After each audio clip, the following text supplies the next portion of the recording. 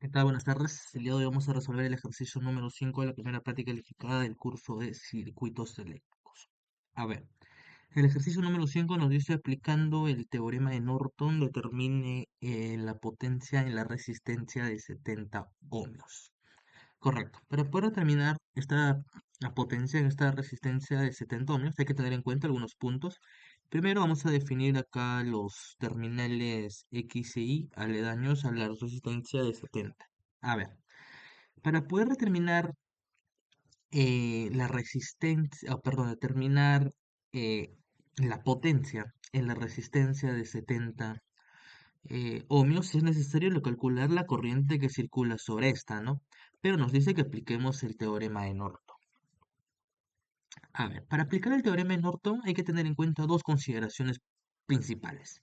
La primera es que debemos calcular una resistencia equivalente vista a partir de los puntos X e Y, viendo a la red eléctrica como pasiva. Entonces, primer punto, calcular la resistencia equivalente viendo al circuito eléctrico a partir de los puntos X e Y como pasiva. ¿Y en qué consiste esta? Pues en cortocircuitar fuentes de voltaje y dejar en circuito abierto fuentes de corriente. Pero hay algo que recalcar, ¿no? Que fuentes de voltaje y o corriente de manera dependiente no se pueden hacer cero, porque estas pues dependen, ¿no? De valores existentes en ciertos lugares, como este caso que la resistencia.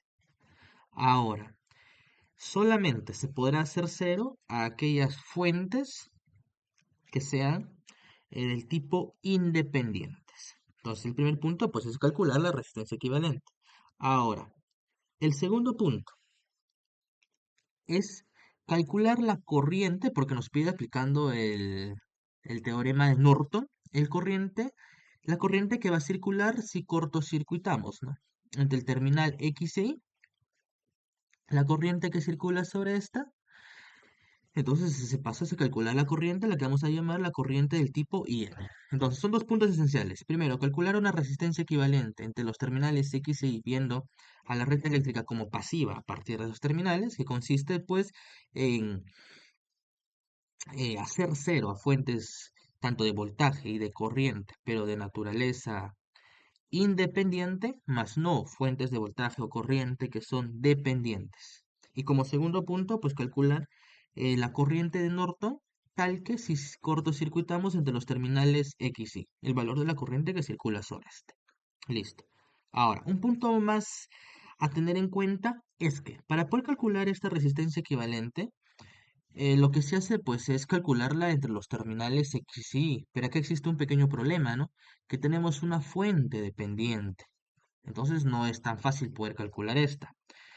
¿Por qué? Porque el trabajo consistiría en calcular un voltaje entre X y Y y luego dividirlo entre la corriente también entre X y Y. Pues esta corriente es la corriente de Norton y este voltaje es el voltaje de Thevenin que tenemos que calcular. O sea, tenemos un doble trabajo, ¿no?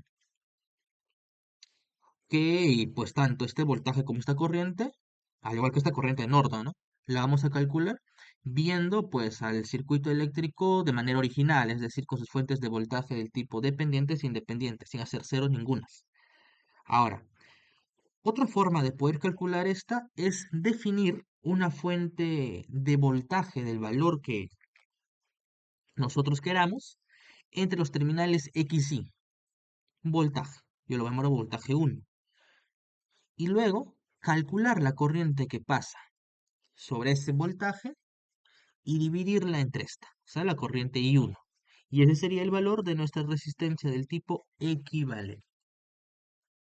Listo. Ahora, una vez calculada estas, ¿qué logramos? Logramos reducir toda esta red eléctrica entre los terminales X y Y a una fuente de corriente y una resistencia equivalente en paralelo. ¿Cómo así? De la siguiente forma. Tenemos una fuente de corriente, que es la corriente de Norton, en paralelo con una resistencia del tipo equivalente. Y aquí tenemos los terminales X y Y, tal que en estos de aquí se encuentre pues nuestra resistencia de 70. Y como nos pide calcular la potencia, pues es necesario encontrar pues el valor de la corriente que circula sobre esta. ¿Y cómo la encontremos? Ya pues simplemente aplicando el divisor de corriente. Y calculamos la corriente que circula sobre esta. Listo. Teniendo en claro el punto uno y 2 a desarrollar, pasemos a hacer ello. A ver, para empezar a calcular primero la resistencia equivalente, podemos nosotros desarrollar o hacer algunas simplificaciones del circuito, ¿no? Como por ejemplo, esta fuente de corriente de 4 amperes, nosotros lo podemos, o podemos hacer un equivalente a esta, ¿no? ¿Cómo así? Podemos definir de la siguiente forma, con el mismo valor, la fuente de corriente de 4, otra fuente de corriente de 4 y otra fuente de corriente de 4 con el mismo valor, preservando, manteniendo el sentido. Y con los mismos valores, obviamente. Tenemos 4, 4, 4. Lo mismo podemos hacer con esta fuente de corriente. Tal que, pues simplifiquemos, ¿no? Desaparezcamos en cierto modo estas dos fuentes de corriente. Y de la misma forma podemos definirla por aquí y por aquí. Definimos un valor de 6 y aquí definimos otro valor de 6. Ahora, ¿qué logramos con ello? ¿O cuál es la finalidad de hacer ello? La finalidad se centra pues en encontrar rince y poder reducir mucho más aún. A ver, las situaciones de rince que vamos a encontrar aquí van a ser las siguientes. La primera, si tenemos una fuente de voltaje en paralelo con una fuente de corriente, esta es equivalente, se dice que está en rince y va a ser equivalente a tan solo escribir nuestra fuente de voltaje. La primera situación de rince que vamos a encontrar. Ahora, ahora, otra situación de rince que vamos a encontrar es la siguiente. Si tenemos una resistencia R, también en paralelo con una fuente de voltaje V, esta de aquí, pues, va a ser equivalente a tan solo escribir nuestra fuente de voltaje. También se encuentra en rince. Y estas son las dos situaciones de rince que vamos a usar acá para poder reducirla mucho más aún. Y esto ya es lo que observamos. A ver, como primer punto aquí observamos un rince. Mira, tenemos una fuente de voltaje y una fuente de corriente. Rince, desaparecemos la fuente de corriente. Correcto. Ahora, aquí también, mira, tenemos una fuente de voltaje dependiente. 2 de corriente, rince, igual la desaparecemos. Correcto. Pero aquí ya no podemos hacer ello, ¿no? Tenemos una fuente de corriente, lado derecho, fuente de corriente, lado izquierdo. ¿Y qué tenemos? Fuente de corriente al lado izquierdo, del valor de 6. Fuente de corriente al lado derecho, de valor de 4. ¿A qué se reduce? A una fuente de corriente al lado izquierdo de un valor de 2. 6 menos 2, 4. Correcto. Entonces, podemos reducir todo ello a lo siguiente. A una fuente de corriente del valor 2. Entonces, ¿en qué concluimos? Concluimos que esta fuente de 4 y de 6 va a quedar reducida tan solamente a una fuente de corriente en 2 en el sentido izquierdo, aplicable sobre la resistencia de 20. Listo. Ahora, ¿qué más podemos hacer aquí? Para poder visualizar mejor el ejercicio, podemos mover esta resistencia de 50 a la parte inferior y pues poder desarrollar en base a ello ya las ecuaciones. Correcto. A ver, aquí ya tengo el circuito escrito como tal, o perdón, dibujado, y vamos a mover. Vamos a mover. Ujú. Vamos a mover. Ahí está. Entonces es el circuito que nos quedó. ¿Qué es lo único que hemos hecho? Es mover la resistencia de 50 que se encontraba por la parte superior a la parte inferior. Nada más. Listo. Entonces, ahora, como primer punto que tenemos que calcular la resistencia equivalente. ¿Cómo se calcula la resistencia equivalente? Viendo a la red eléctrica desde los terminales X y como una red eléctrica de manera pasiva. Es decir, eh, hacer cero todas las fuentes, tanto de corriente como voltaje, excepto las independientes. O perdón, excepto las dependientes, solamente las perdón, excepto las dependientes, solamente las independientes. Listo. A ver, ¿qué observamos? Primero, acá observamos una fuente de voltaje de 400, fuente del tipo independiente. Ujú. La cortocircuitamos, correcto. Vamos a cortocircuitar esta de aquí. La hacemos cero, listo. Hacemos cero. Lo mismo vemos aquí, hacemos cero, cortocircuitamos. Y ahora, ¿qué observamos aquí? Observamos una fuente de corriente del valor de 12, circuito abierto. Lo desaparecemos, listo. Pero ahora observamos algo más, mira, ¿qué observamos? Tenemos aquí una resistencia de 10 y una fuente dependiente de voltaje, ¿no? Rinse, desaparecemos la resistencia de 10. Correcto. Mira qué nos queda, todo ello. Ahora, pero ¿se acuerdan que dije que se tenía que mirar a la red eléctrica entre los terminales X y de manera pasiva? Ya está de manera pasiva. Pero como tenemos que calcular la resistencia equivalente, entonces esta resistencia 70 no ingresa en el análisis, ¿no? Entonces nos estaría quedando así. Ahora, yo les dije que una manera rápida de poder dar solución a esta, pues es definir entre los terminales X y una fuente de voltaje del valor que no sea necesario. Por ejemplo, más o menos 50. Listo. Pues ese es el voltaje que va a ser necesario. Y nuestra resistencia equivalente sería dividir 50 entre la corriente que circula sobre esta. A ver, una forma fácil de poder resolver esta es por el método de mallas, definir corrientes de malla. Correcto, definamos aquí una corriente de malla I1, otra corriente de malla del tipo I2. Listo. Para la primera malla, ¿qué tenemos? Tenemos 50 menos I1 menos 4 veces V más 20 menos I1 más I2 igual a 0. La segunda ecuación de malla, ¿qué tenemos? 20, pues nosotros tenemos 20 menos I2 más I1. Luego tenemos 4 veces el valor de V menos 50 igual a 0. Ya están nuestras dos ecuaciones de Myers. Pero ahora tenemos tres variables, ¿no? I1, I2 y V. ¿Cómo solventamos la otra variable? Aquí podemos definir otra ecuación con el voltaje. Tenemos entonces que V va a ser igual a 20 menos I1 más I2. Listo. Las tres variables, tres ecuaciones, ya hay solución. A ver, verifiquemos. 50 menos I1 menos 4 veces V, 20 menos I1 más I2. La segunda malla, 20 menos I2 más I1, 4 veces V menos 50. Y la tercera, V igual a 20. Aquí hay un error. Más I1 menos I2. Más I1 menos I2. Correcto. Tenemos 20 igual a V más I1 menos I2. ¿Ya está? Ahora sí ya podemos dar solución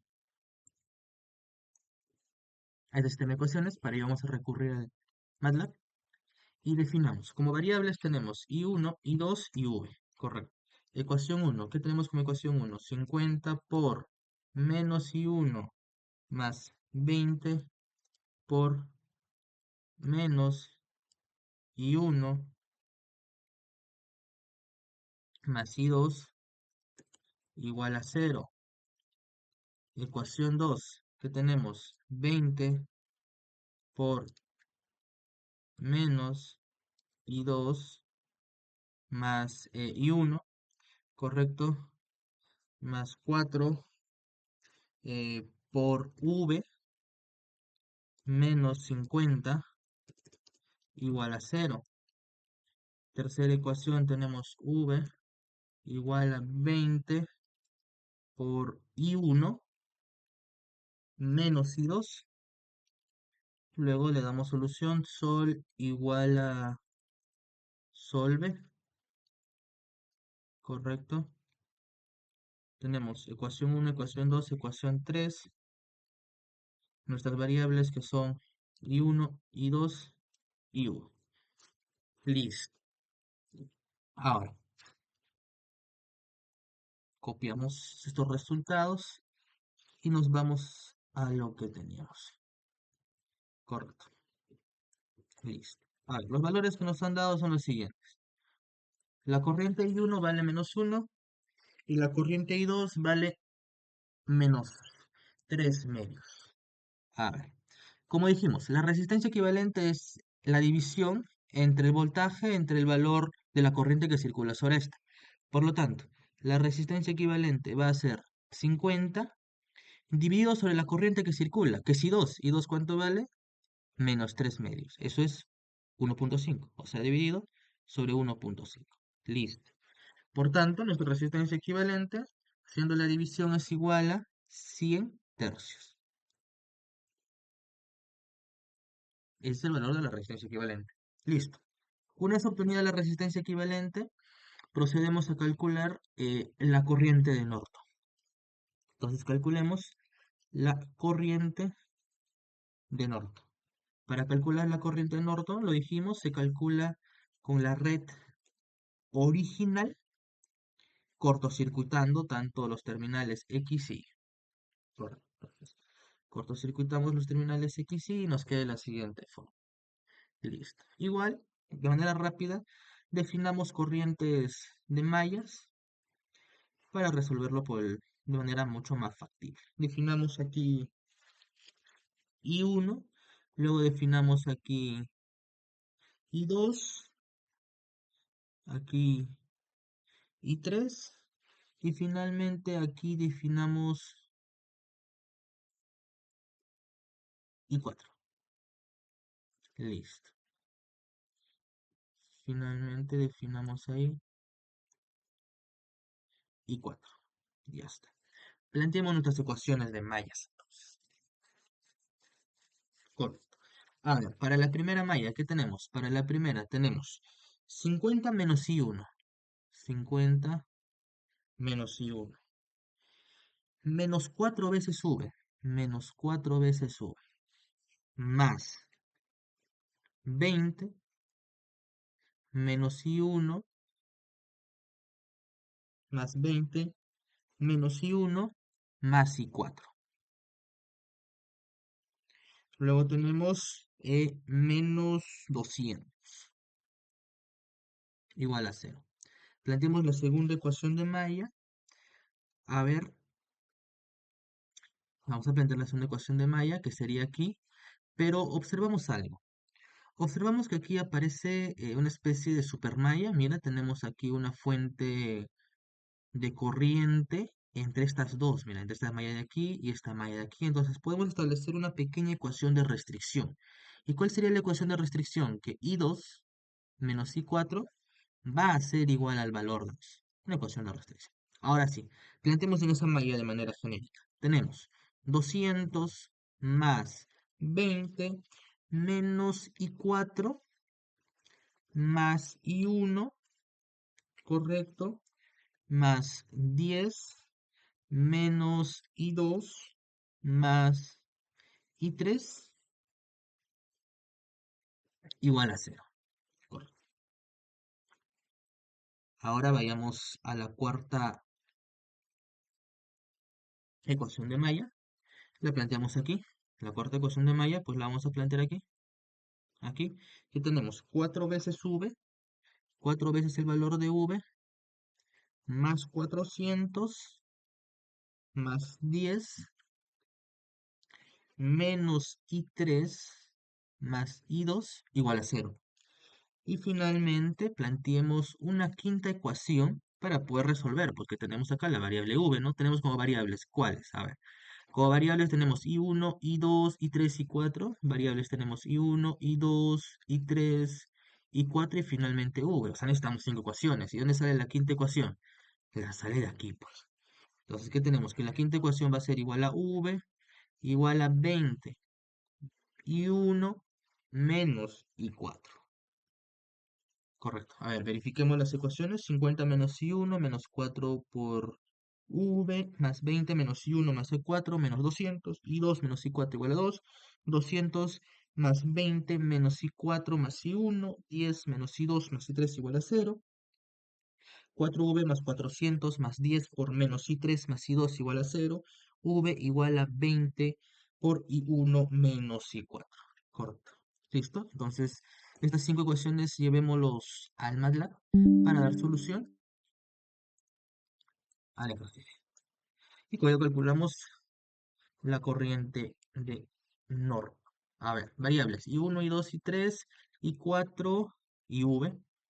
Correcto, planteemos la primera ecuación. Tenemos 50 por menos I1, V, más 20 por menos I1 más 4 igual a 0.